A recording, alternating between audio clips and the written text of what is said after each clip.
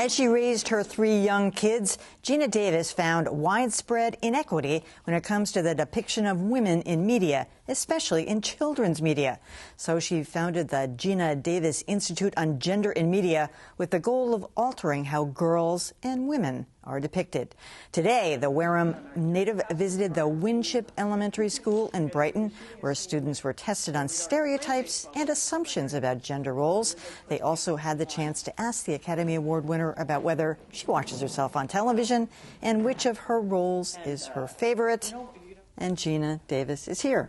Welcome, Geena. Thank you so much. So, as I understand, this is kind of two-pronged. You say sort of the stereotypes, especially for older kids, older media. Right. And also, you did this study that looked and said, wait a second, in G-rated movies, there's only one role for women. Right. There's really only one thing. It's not like over and it's only just the same old stereotypical role. Right. Yes. I mean, what I noticed was not only the quality of the characters, as you said, but the quantity. That there seemed to be lots of G and PG-rated movies that had one or very few female characters, and sometimes it's the lead character, but the world that's created is often bereft of a female presence. Do you think it's worse now than it was when we were growing up, that there are more stereotypes about, you know, girls' clothing, boys' clothing, games, and all that kind of stuff? I don't think, in general, the numbers or the occupations are worse. I think the sexualization is worse. There's so much hypersexualization of the female characters, even in G-rated movies, which seems like a bad direction to go in. So you did this thing over today at the Brighton School where it's Guess Who, and you're asking the kids names, and you know, you're like firefighter or whatever it is, and then they kind of anticipate that it's going to be like a man or a woman. Right. Yeah, we have this series of videos, sort of educational videos about stereotyping called Guess Who, and the first one was made at BU, my alma mater, and it asks kids to describe a mathematician or a firefighter, and the kids will pretty invariably describe men in those jobs. He has a mustache, he wears a suit, and what's extraordinary is their reactions when, this is on the video, when they're told it's actually a woman. You'd think that these were shot in the 50s. The kids are like, what? Can a woman be a mathematician? That would freak me out, and things like, and you're like, really? What? Can our kids actually not have heard of a woman doctor in this day and age? I mean, do you think this sort of translates to the business world and almost everywhere? I'm sure in your world. Right. I mean, you know, the focus on sexualization and, you know, it's everywhere. Well, what's interesting, I think, is we found that in family-rated films, crowd scenes in movies are only 17% women. Now, that's weird enough. Like, why are you leaving out that many women?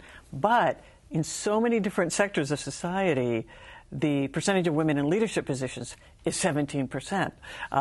Women in Congress is now 18%. Women on Fortune 500 boards. Women in the Animators Guild. Female cardiac surgeons. I mean, there's so CEOs, many. it's a lot less than that, I think. CEOs are less. I mean, there's plenty of areas where it's less also. But my thinking is it possible that by showing this exact ratio over and over on all this massive amount of media we consume, that starts to look normal? A world that's only made up of about 17% women seems like the normal ratio, and so things stall out at that range.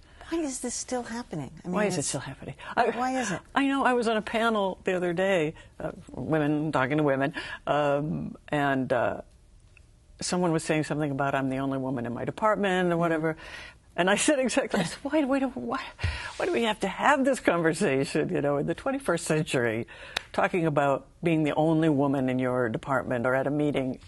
It's just beyond. Well, guys still rule the situation, and in many ways, even their presence. I would say I'm diminutive and I'm small, and it's like somebody comes along with this great big hand and they shake yours, and it makes you feel small, you know. Yeah. And they can be bullying and intimidating, and it works.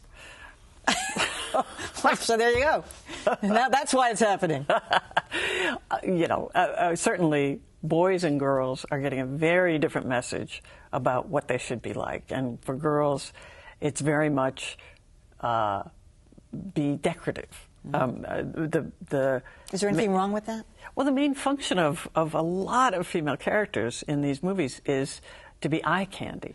And whereas boys are shown in important jobs, they're the important part of the plot, they're doing all the interesting things, and it definitely sinks in. I mean, it really pounds in the stereotypes that we'd rather they didn't have, that girls take up less space in the world than boys, and that boys are more important. I guess I'm surprised that you get that kind of feedback from young children, because it seems like in this day and age, especially with young children, parents are so all over them, and the helicopter parents, and you can be anything, and having them introducing to you know, like the tiger mom kind of thing too, where it's instilled in them that they can be anything. So it's surprising to me that.